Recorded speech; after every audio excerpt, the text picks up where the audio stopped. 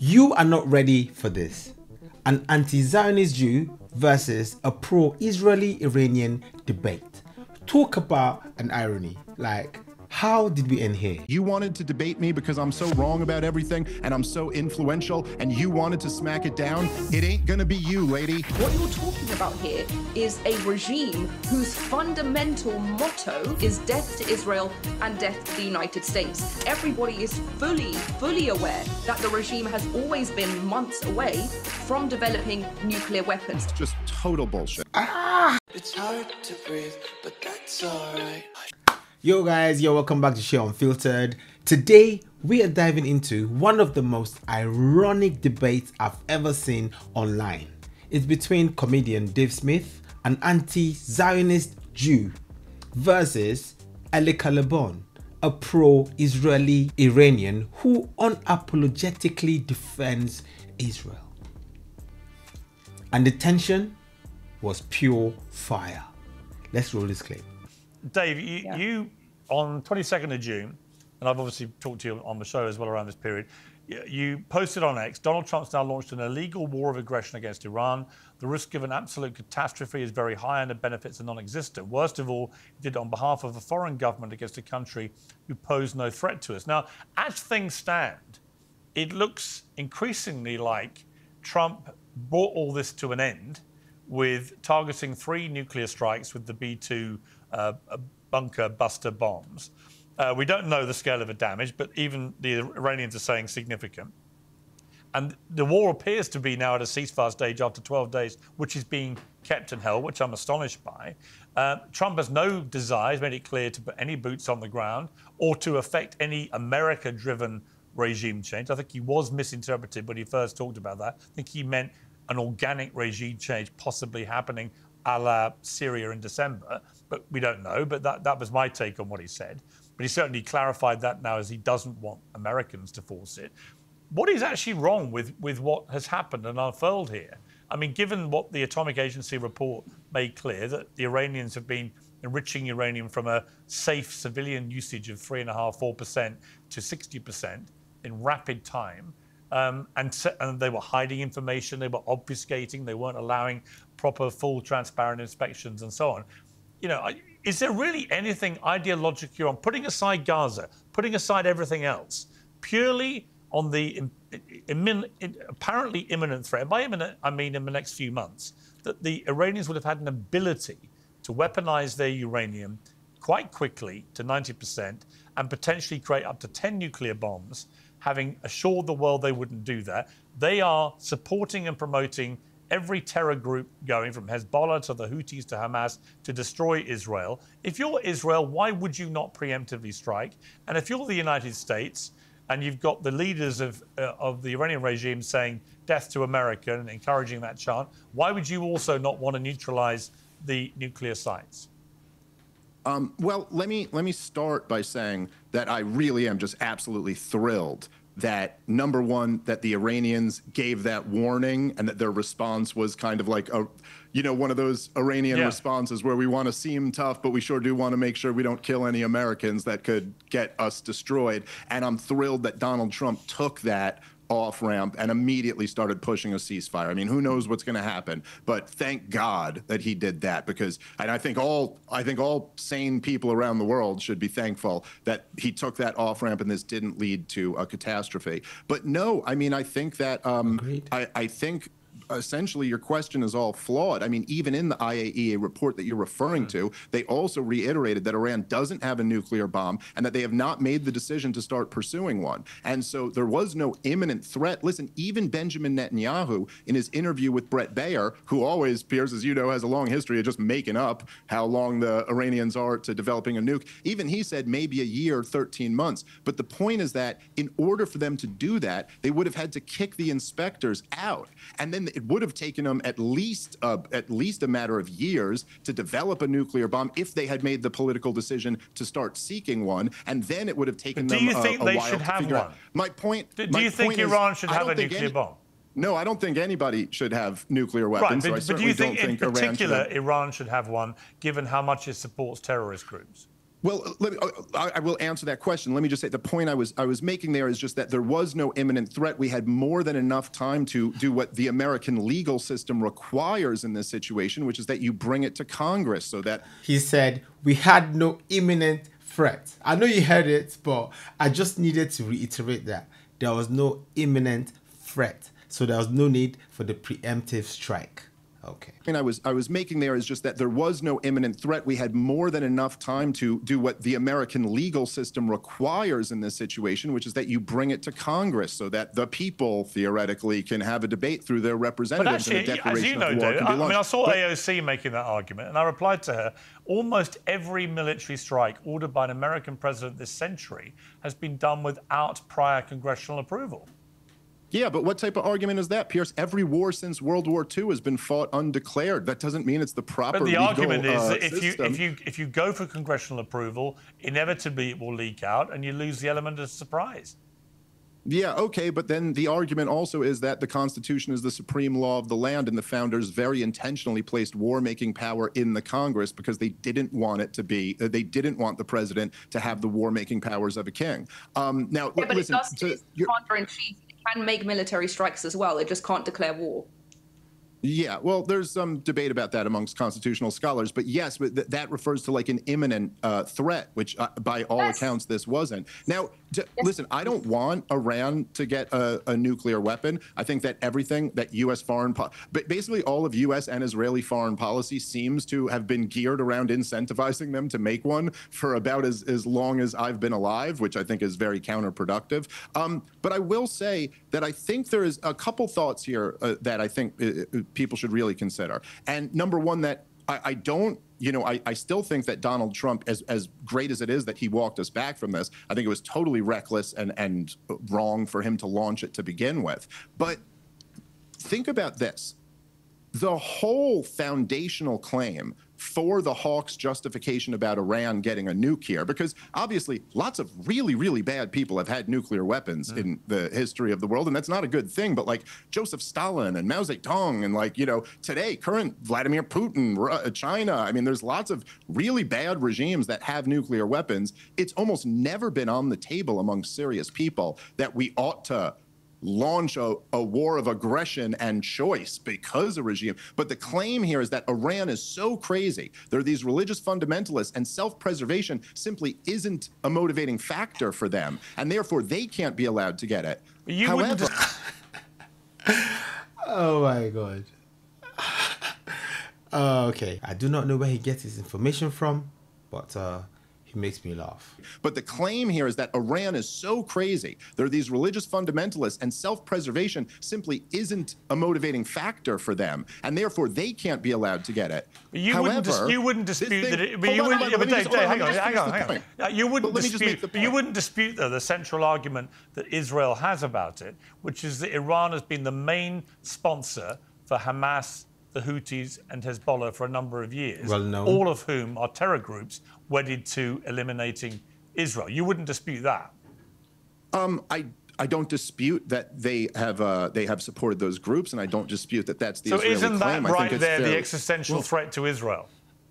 Well, I mean, I'm sorry, but Israel, listen, if Israel is the only country in the Middle East who secretly has nuclear weapons and is not a member of the Non-Proliferation Treaty, and they also funded Hamas. So I'm sorry, I do not think it's a legitimate justification for them to launch a war because they claim someone else is making nukes when they're not, and also they also funded Hamas or something like that. So no.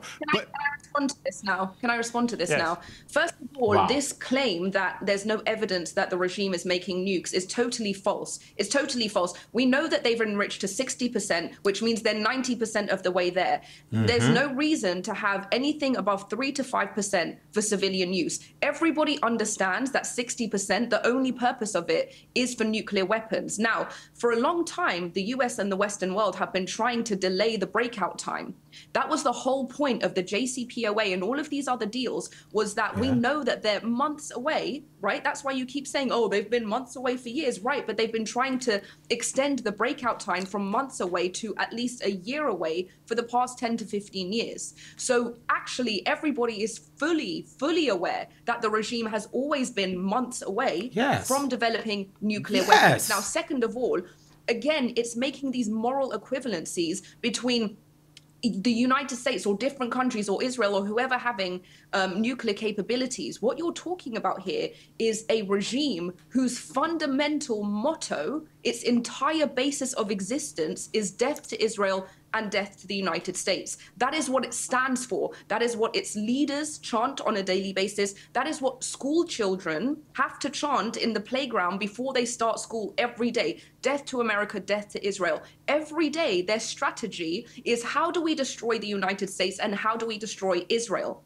Now, when you have an expansionist ideology that has eschatological beliefs about the end of the world and the end of Israel, and the desire is to proliferate and export its ideology of velayat faqih, not just to the Middle East, but to the entire world, and you say, I don't understand what's the difference between them having nukes and others having nukes, that is just profoundly misguided. Second of all, I didn't say that. Right. Second of all, this isn't just about the threat of the nukes themselves. I don't think anyone's thinking to themselves that Iran, that the Islamic Republic's just going to drop a nuke as soon as it has one. The whole point of it reaching nuclear capabilities is that it becomes a deterrent state. Once it becomes a deterrent state, how are you going to deter its bad behaviors? How are you going to prevent its alliances with its regional proxies? How are you going to prevent more October 7ths when everything you try to do to sanction them and contain them is met with, what are you going to do? We've got nukes. And it also prevents the containment of the region, because now UAE, Egypt, all of these other countries are so under threat that they also have to develop nuclear capabilities. So it is actually allowing them to get that far. That would be the cause of regional and global instability. So it's just preposterous to say that we should have just done nothing about that or got into another deal that just kicked the can down the road again. She just kicked his ass with hard facts. Myself, I'm new on this topic. I researched it recently, very recently, and what she's saying is spot on. At first, I didn't believe it. I couldn't believe what I was reading, what I was finding out. I couldn't believe, I couldn't fathom how we human beings, could get to the point where we want to annihilate ourselves. We don't want to live in peace. We do not want to coexist. I found it difficult to believe, when I was doing my research. But so far, what she's been saying has been facts. Yeah, I saw them. I read it. Dave thought he had her, but she flipped the script on him, pointed out her own country, Iran's own brutality, and how Israel has been targeted for existing. So it's just preposterous to say that we should have just done nothing about that or got into another deal that just kicked the can down the road again. We are in the position that we are in because nobody contained this for as many decades as it's been a growing threat. We've passed the Neville Chamberlain moment. Okay, totally, it's just total bullshit. I mean, just listen, the reason why now this 60% enrichment, which obviously for anyone paying attention was, there is another reason besides they were developing a nuclear weapon, which again, all of the intelligence says they had not even made the political decision that they wanted to develop a nuclear weapon yet, let alone weren't doing it. It was a chip to bargain away, which is actually what they were trying to do. They were in the middle of negotiations when Israel snuck attacked them and launched that means you concede. Yeah, hang on. That means I just had to pause it right here. He said Israel snuck attacked them. What happened to the 60-day warning? To develop a nuclear weapon yet, let alone weren't doing it. It was a chip to bargain away, which is actually what they were trying to do. They were in the middle of negotiations How do you know? when Israel snuck attacked them and launched this war of aggression. That means you concede. Yeah, hang on. That means you concede that what they were doing was creating the impression that they were going to build a nuclear bomb. Oh, listen, there's no question that they upped the enrichment. But listen, here's the point. They weren't allowed to, under the JCPOA. Okay. Under the JCPOA, when America was involved, they weren't allowed to enrich to this level, but they were allowed to do it if America pulled out. That's in the JCPOA agreement. And so when Donald Trump tore that up, and walked away, they brought their enrichment up. What were the negotiations, Pierce, that were happening right before Israel launched their surprise attack? It was for Iran to bring the enrichment back down and America to get back in some type of agreement. They weren't going to call it the JCPOA because Donald Trump would have had to make it his own thing and not getting back into Obama's. Trump gave them 60 days to negotiate. Trump said you got 60 days, and day 61, Israel attacked. Right. Okay. Now, but what happened, and this was widely reported, and Donald Trump himself acknowledged this, is that the hawks insisted that you put a poison pill in the negotiations. This is what Mark Levin was freaking out about, and that the standard has to be that Iran must give up all nuclear enrichment altogether. This was always a poison pill, so that the point is that Iran was willing to negotiate, and so if you really wanted to get back into that deal, Donald Trump honestly just never should have torn up the JCPOA, and we'd all be in a much better situation. It ushered in a new inspection regime, and so we know, this is why we know that they're enriching up to 60%, because they're still in the agreement and they still have the inspections, unlike Israel. Let me ask you this. I'm sure, since you know about the JCPOA, I'm sure you know that it was replete with sunset provisions for up to 10 to 15 years, where all of those containment would be expired, and they would have more than $150 billion to continue developing their missiles and nuclear programs. The JCPOA was never a solution. Not only that, but not only did they inherit more than $100 billion, they were also able to expand their regional terror. And Khamenei repeatedly came on television and said, we are going to use that money to fund our allies. So there was actually a backdoor to the JCPOA where the regime, the Islamic Republic, was able to expand its regional influence and fund its allies, which eventually led to October 7th, which eventually brought us to where we are now. So yes, the JCPOA did intend to temporarily constrain their nuclear abilities, but it was always understood that by the time it expired, they would be $150 billion richer, their proxies would be fortified, they would have been responsible for significant regional destabilization, and then they would be able to enrich if they wanted to. And the only way to prevent that was to get into another nuclear deal, which would require unfreezing hundreds and billions of more. So they would just keep getting enriched, rich and empowered. So the question is, how does this end? Just a lifetime of JCPOAs? Well, let me ask a question just to end this, because we've run out of time. Dave, hang on. Let me put a question to Dave, which is that if it turns out that all this activity in the last 2 weeks drives Iran to the negotiating table, they do agree to give up a lot of their enriched uranium and so on, reduce it back to civilian levels and so on, and there is a period of sustained peace in the region, and the Gaza hell is brought to an end as well, and in 6 months' time, all this is over. Should Donald Trump get the Nobel Peace Prize? Because Barack Obama got one 8 months into his tenure for basically just doing a bit of fancy chat about world peace. Well, I guess grading on the Obama curve, everybody deserves a Nobel Peace Prize. I mean, literally, the three of us are much better candidates than Barack Obama was. So judging on that curve. No, look, I mean, I think that would be great if that's the result of all of this. I think that what Donald Trump's policy was so reckless, and it had such a risk. And this is what I was trying to get at before, that I hope people appreciate. Look, if Iran had not made the calculation to give advanced warning and had just fired off missiles the way they did into Israel. But this is the... Oh my days, oh my days. The way he speaks for Iran with so much confidence, like, bro, I'm wondering, like, how sure is he of what he's saying? He speaks it with so much heart, so much belief, like he knows what he's saying. If Iran had not made the calculation to give advanced warning and had just fired off missiles the way they did into Israel. But this is the whole point, Piers. I think Trump called their bluff. I think Trump called their bluff because he realized that what Israel had done over a period of days is expose the Iranian regime as having a military that was a dud. I want you guys to look at Pierce's face. Like, you need to see Pierce's expression when he listened to Dave talk. Himself, he was like, so dumb. That I hope people appreciate. Look, if Iran had not made the calculation to give advanced warning and had just fired off missiles the way they did into Israel. Look at that look. Look at that look. He was like, oh my God, Dave. Why did I bring this Dave on this show? Like, mate, you know, if you want to defend a side, try to use information that's infallible, okay? But this is the whole point, Piers. I think Trump called their bluff.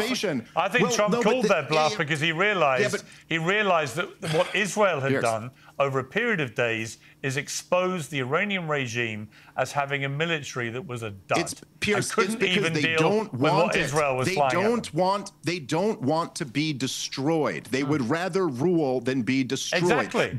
But the point is that we put this in the hands of the Iranian government. If they hadn't done that, we may have had to launch a full regime. What would Donald Trump have done if 50 or 100 Americans had been killed in an Iranian attack? Well, thankfully, that has not. We risked a catastrophe. Thankfully, that hasn't happened because Iran was so panicky, they actually gave prior warnings to everybody to make sure it didn't happen. So maybe they're not such a scary threat after all. Well, that's an interesting point if you take away their nuclear weapons. Elica, final word to you, very quickly. She lost her mind. Okay, your whole point, this whole conversation and everything that you've been saying online is that Israel is engaging in terrorism, ethnic cleansing, all of these things that you claim to be against. And yet you are so happy to engage in these deals that enrich the Islamic Republic and its machinery of oppression to hang and lynch and torture women. So if you're so against what Israel is doing, if you're so against funding what Israel is doing, why are you so happy to fund this regime in its domestic and regional terror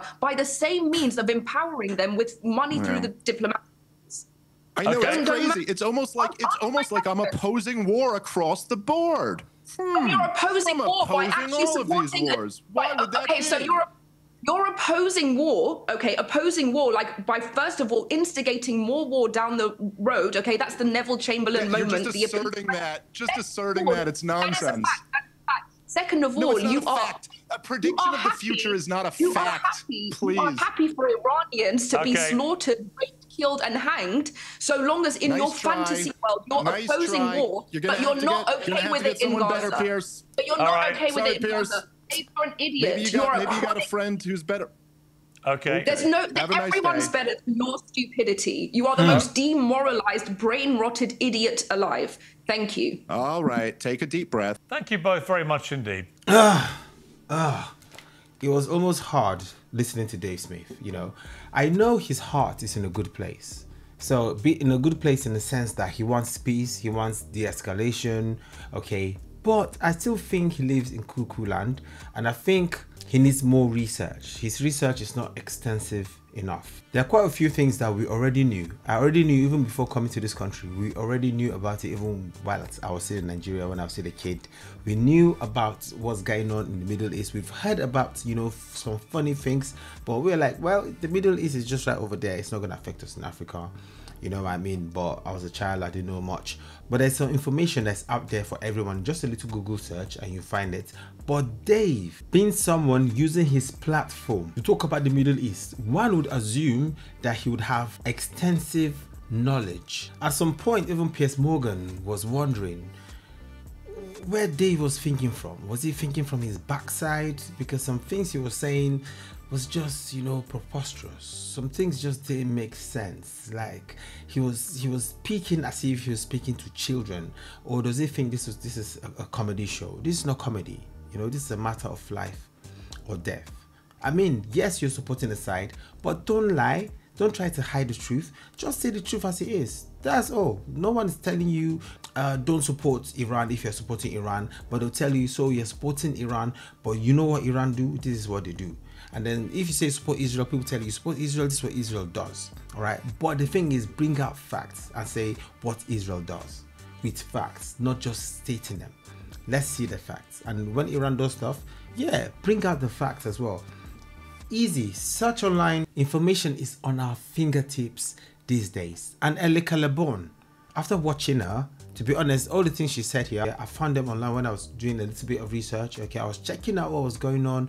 I checked out a bit. I searched here and there, and I was looking a bit deeper, and I found out that, bro, the Middle East is not for beginners. Things that go on in that region are things the Western mind cannot fathom. Even me, having the African background, even I myself can't fathom, even though sometimes Africa can be a bit brutal. The Middle East is way more brutal, okay? Some things they say are just unbelievable. I cannot understand that level, all right, that level of extremism, it beats me, all right? Even myself, it beats me. At the end of the day, we all hope for peace. At the end of the day, we hope somehow, you know, hopefully not through some magical means or some fairy tale methods. I hope, well, a miracle actually. A miracle might be what we need, you know, for there to be peace in that region. Because when there's peace in that region, that is when we will truly have peace in the world, in my opinion. Well, to be steps to peace in the world. Anyway guys, it's me, your boy. I hope you enjoyed this one. In your opinion, who do you think made a stronger case? Was it Dave Smith or was it Elica? Because this isn't about right or left, it's just that logic is kind of missing. Alright guys, catch you on the next video. Peace. Oh, I love you more than words can say. You are me. Oh, you are the light that shine in my way. You are me. Oh, I love you more than words can say. You are me. Oh, you are the light that shine in my way.